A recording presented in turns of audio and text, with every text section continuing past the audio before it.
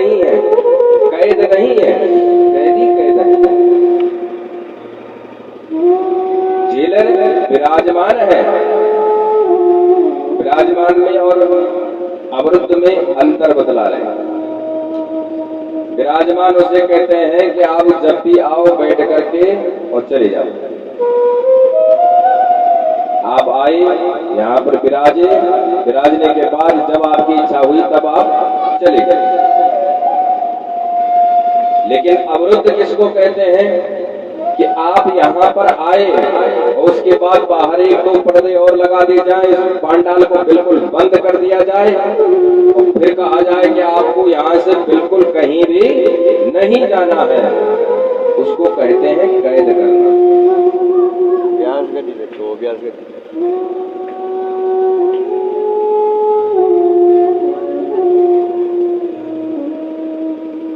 तो जीव के हृदय में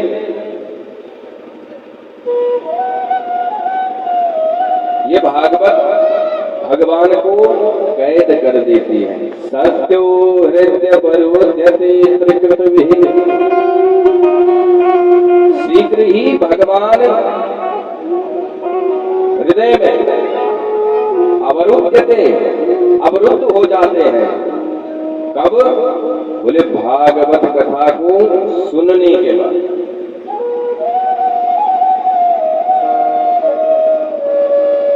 शुश्रूषु भी तत्क्षणा, क्या कह रहे हैं? शुश्रू यानी सुनते ही, तत्क्षणात् उसी क्षण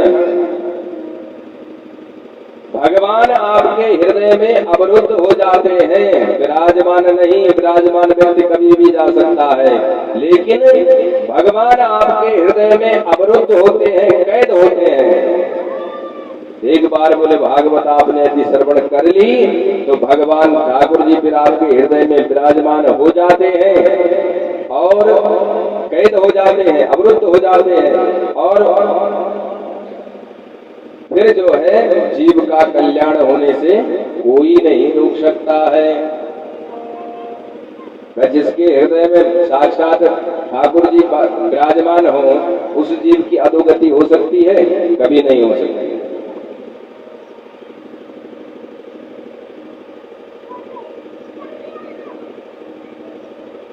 तो श्री वेदव्यासी कहते हैं कि भागवत कथा को श्रवण करते ही भगवान आपके हृदय में अवरुद्ध हो जाते हैं। अब तीसरे श्लोक में जो है भागवत के बारे में बतला रहे हैं।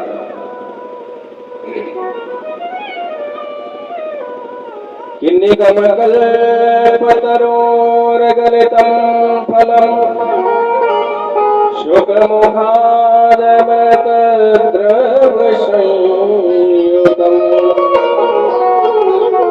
पिबत भागवतं रसमालयम् मुहुरहो रसिका भुवि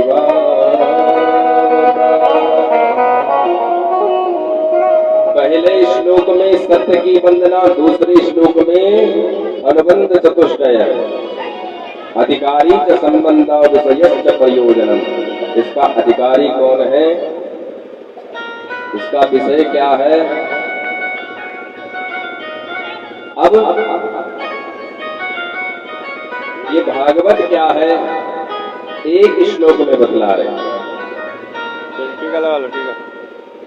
बोलो राधे राधे। ध्यान दीजिए। निगम कल्पतरोर्गलितं फलम्, निगम कहते हैं वेद को, निद्राम गमयति बोधयति सः निगमो वेदः।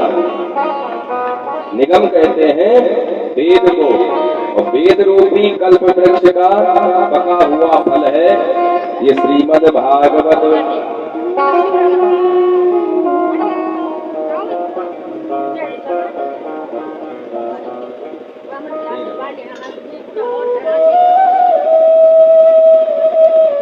बोलो भक्तवत्सल भगवान की, वृंदावन बिहारी लाल की जय।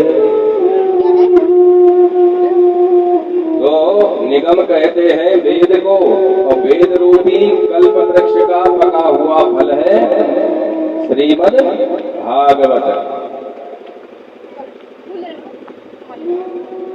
अब वेद रूपी वृक्ष का यदि पका हुआ ये फल है तो फल खट्टा है, मीठा है, कैसा है?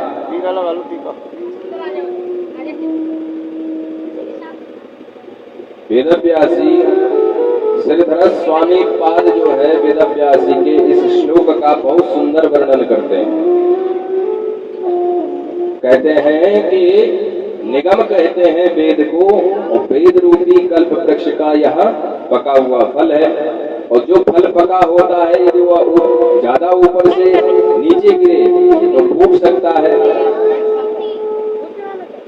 तो बोले यह फूटा हुआ फल नहीं है, एकदम साफ सुथरा है। कैसे?